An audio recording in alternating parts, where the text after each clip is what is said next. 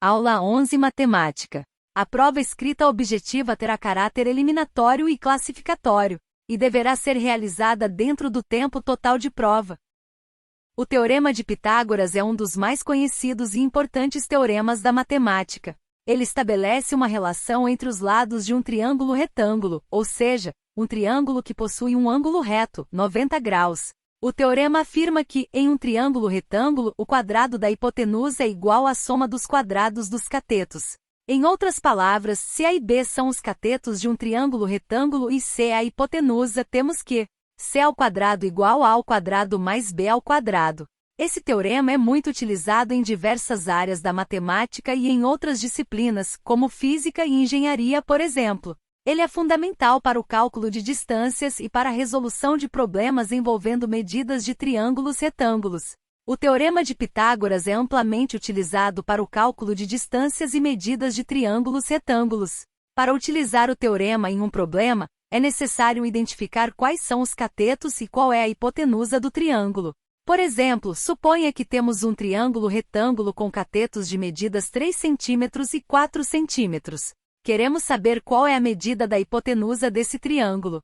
Podemos utilizar o Teorema de Pitágoras da seguinte forma: C ao quadrado igual A ao quadrado mais B ao quadrado. C ao quadrado igual 3 sobrescrito 2 mais 4 sobrescrito 2. C ao quadrado igual a 9 mais 16. C ao quadrado igual a 25. C igual 25. C igual a 5. Portanto, a medida da hipotenusa desse triângulo é 5 centímetros. O direito administrativo é uma área do direito que regula a organização, funcionamento e controle da administração pública.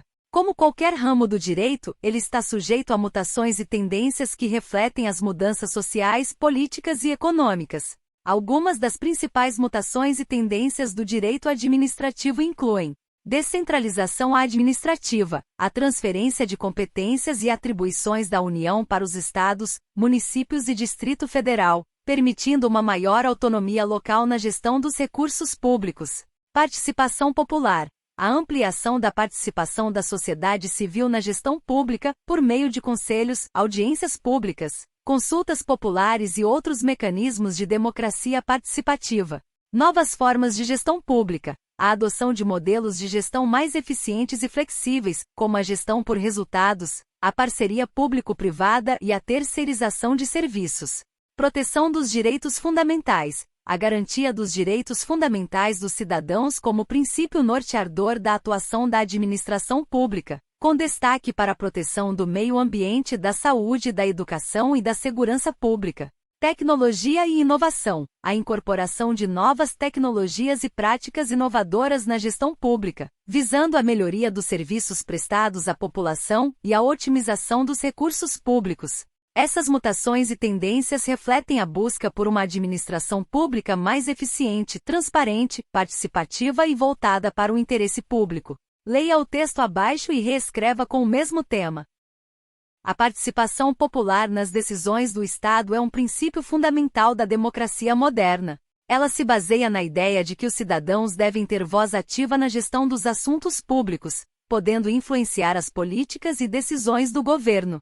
A participação popular é um mecanismo de controle social e uma forma de garantir que as políticas públicas estejam alinhadas com as necessidades e expectativas da sociedade. A participação popular pode se dar de diversas formas, desde a simples manifestação de opinião até a participação em audiências públicas, conselhos municipais, estaduais ou nacionais, conferências e outros espaços de discussão e deliberação. A participação popular também pode ser realizada por meio de petições, abaixo-assinados, consultas populares e outros instrumentos de democracia direta.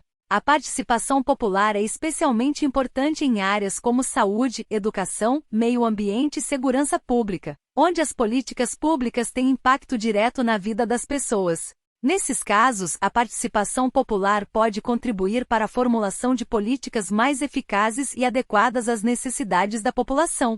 No Brasil, a Constituição Federal de 1988 estabelece o princípio da participação popular como um dos fundamentos da República.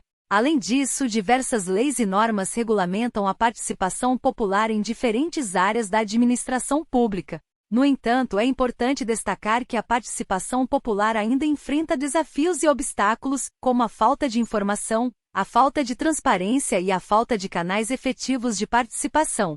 Por isso, é fundamental que os governos e as instituições públicas criem espaços de diálogo e participação efetiva da sociedade civil, garantindo o acesso à informação e estimulando a participação ativa dos cidadãos nas decisões do Estado. Somente dessa forma será possível construir uma democracia mais sólida e participativa, capaz de promover o bem-estar e a justiça social para todos.